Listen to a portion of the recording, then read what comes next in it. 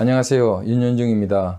오늘은 소련군 점령하의 북한 경제에 대해서 알아보겠습니다. 소련군은 북한을 점령하고 난 뒤에 북한을 전체 한국으로부터 분리해냅니다. 38도선을 차단하면서 북한 경제를 소련 경제 쪽으로 유도를 합니다. 소련과 같은 통제 경제를 지향하고 또 소련 경제권에 이렇게 포함시키는 그런 조치들을 취합니다. 1946년에 소련군은 민주개혁을 실시합니다. 이때 공산화 조치를 했는데 토지개혁과 더불어서 국유화 조치를 단행합니다.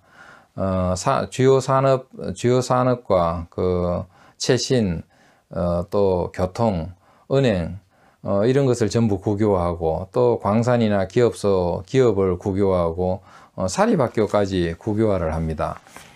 이러한 국유화를 통해서 모든 주요 산업이나 이런 공공서비스망들을 소련 군정의 직접 관장하에 두었다가 나중에는 인민위원회, 북한의 임시공산 정권에 그것을 귀속시킵니다. 그렇게 해서 북한의 공산 당국의 통제력을 강화를 합니다. 이렇게 하면서 또 노동자에 대한 북한 주민에 대한 통제도 강화합니다.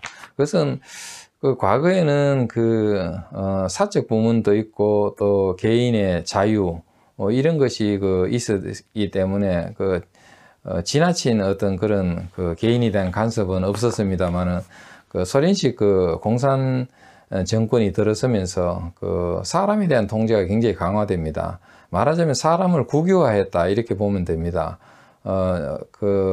자기 몸이 아니라 소련 당국, 공산 당국에 예속된 어떤 그런 재산처럼 국유화된 것입니다.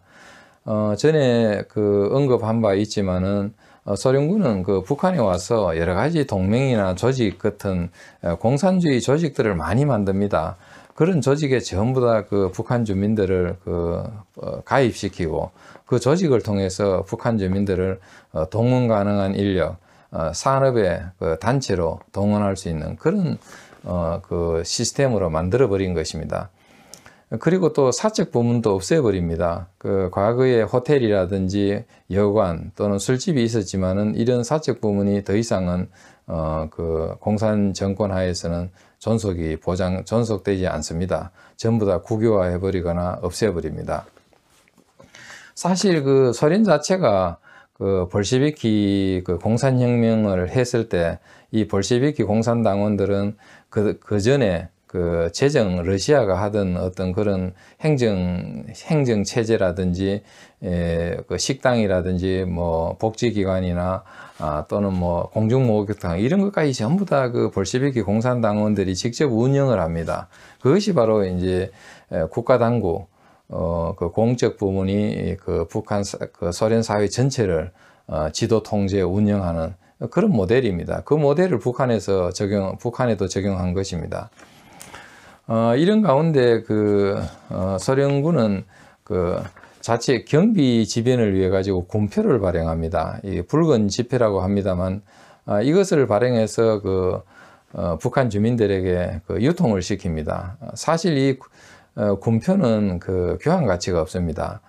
달러나 금처럼 경화가 아니기 때문에 이것을 받으면은 나중에 돌려받는다는 보장이 없습니다. 그래서 북한 주민들이 안 받으려고 합니다만은 소련 당국은 엄포를 놓으면서까지 그거를 받도록 합니다. 결국은 군표를 받는다는 것은 세금 내는 거나 마찬가지 효과입니다.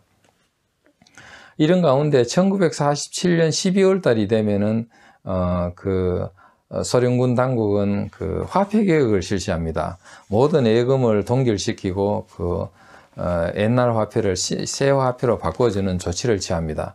이것도 남북 간의 경제를 분단시키는 결정적인 그런 조치였습니다. 왜냐하면은 북한에서 새로 만든 화폐가 남쪽에서 통용될 수가 없고 또 남쪽에 있던 일제강점기 때 있었던 그 화폐를 북한에 와서 쓸 수가 없습니다. 그러면 결국은 남북한 경제가 완전히 분리되고 오히려 북한 경제는 소련 쪽에 더 가까워졌다 이렇게 볼 수가 있습니다. 이 화폐 개혁 조치로 그 신화폐를 바꿔주는데 여기서도 또 차별이 적용됐습니다. 예를 들어서 그 군표에 대해서는 100% 그 교환을 해줍니다.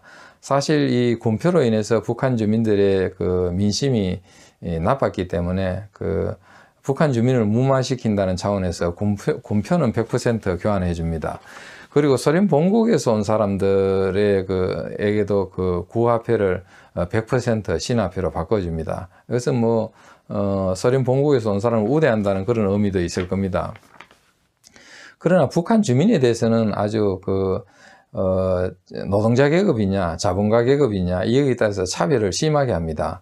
예를 들면 노동자 농민 같은 무상 계급에게는 아주 많은 액수를 교환해 줍니다. 그러나 그 자본가 계급, 소위 그 상공인이라든지 기업인이라든지 분홍이라든지 또 종교인 이런 사람들에 대해서는 교환을 적게 해줍니다. 결과적으로 그 교환되지 않는 옛날 화폐는 다 휴지 조각이 되는 것입니다. 그런 식으로 소련군은 아주 여러 가지 방법으로 반공산 세력, 민족주의나 종교인들 또는 자본가 계급이나 또 상공인들 이런 사람들을 차별하고 박해하는 것입니다.